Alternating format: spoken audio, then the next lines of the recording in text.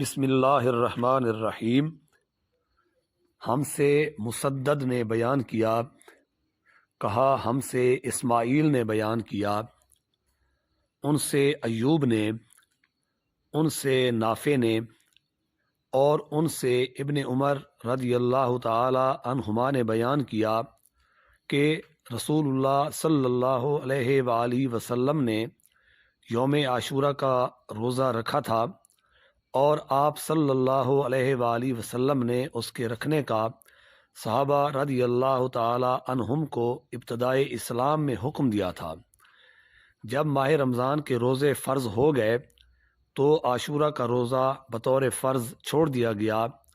عبداللہ بن عمر رضی اللہ تعالی عنہما عاشورہ کے دن روزہ نہ رکھتے مگر جب ان کے روزے کا دن ہی یوم عاشورہ آن پڑتا۔